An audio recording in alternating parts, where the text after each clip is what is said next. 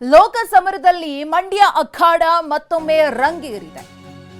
ಕಳೆದ ಬಾರಿಯೂ ಕೂಡ ಮಂಡ್ಯ ಲೋಕಸಭಾ ಕ್ಷೇತ್ರ ಇಂಡಿಯಾದಲ್ಲಿ ದೊಡ್ಡ ಮಟ್ಟಿಗೆ ಚರ್ಚೆಯನ್ನ ಹುಟ್ಟುಹಾಕಿತ್ತು, ಸದ್ದು ಮಾಡಿತ್ತು. ಈ ಬಾರಿಯೂ ಕೂಡ ಅದೇ ರೀತಿ ರಂಗನ್ನ ಪಡ್ಕೊಳ್ತಾ ಇದೆ. ಮಂಡ್ಯ ಕ್ಷೇತ್ರಕ್ಕೆ ಬರೋದು ಅಪ್ಪನ ಅಥವಾ ಪುತ್ರನ ಅನ್ನೋ ಪ್ರಶ್ನೆ.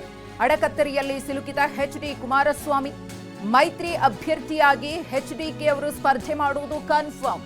ಮಂಡ್ಯ ಕಾರ್ಯಕರ್ತರ ಒತ್ತಡಕ್ಕೆ ಕುಮಾರಸ್ವಾಮಿ ಅವರು ಮಣಿದಿದ್ದಾರೆ. ಇದೀಗ ರಾಮನಗರ ಜಿಲ್ಲೆ ಬಿಟ್ಟು ಹೋಗದಂತೆ ಆಗ್ರಹ ಕೇಳಿ ಬರ್ತಾ ಇದೆ. ಚನ್ನಪಟ್ಟಣ ಕ್ಷೇತ್ರ ಬಿಡದಂತೆ ಕಾರ್ಯಕರ್ತರು ಮನವಿಯನ್ನ ಮಾಡಿಕೊಳ್ತಿದ್ದಾರೆ.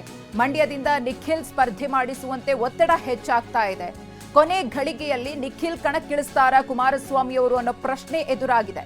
ತಂದೆ ಮತ್ತು ಮಗ ಇಬ್ಬರ ಪೈಕಿ ಯಾರು ಸ್ಪರ್ಧೆಯನ್ನ ಮಾಡ್ತಾರೆ ಅನ್ನೋ ಕುತೂಹಲವಂತೂ ಖಂಡಿತವಾಗಿಯೂ ಮನೆ ಮಾಡಿದೆ.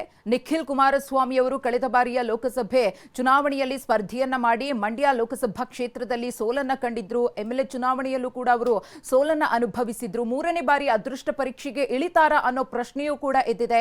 ಈ ಬಾರಿ ಕುಮಾರಸ್ವಾಮಿ ಅವರು ಸ್ಪರ್ಧೆಯನ್ನ ಮಾಡ್ತಾರೆ ಅನ್ನೋದು ಬಹುತೇಕ ಕನ್ಫರ್ಮ್ ಅಂತ ಹೇಳಲಾಗ್ತಾ ಇದೆ. ಮಂಡ್ಯದಿಂದ ಅಲ್ಲಿಯ ಕಾರ್ಯಕರ್ತರು ಕೂಡ ಸ್ಥಳೀಯ ನಾಯಕರು ಕೂಡ ಕುಮಾರಸ್ವಾಮಿ ಅವರೇ ಸ್ಪರ್ಧೆಯನ್ನ ಮಾಡಬೇಕು ಮೈತ್ರಿ ಅಭ್ಯರ್ಥಿಯಾಗಿ ಅಂತ ಒತ್ತಡವನ್ನ ಹಾಕ್ತಾ ಇದ್ದಾರೆ.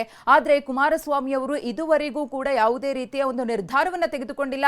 ಹಾಗಾಗಿ ಕಾದ್ ನೋಡ್ಬೇಕಿದೆ, ಮಗ ಬರ್ತಾರಾ ಅಪ್ಪ ಬರ್ತಾರಾ ಮಂಡ್ಯ ಅಖಾಡಕ್ಕೆ ಅಂತ.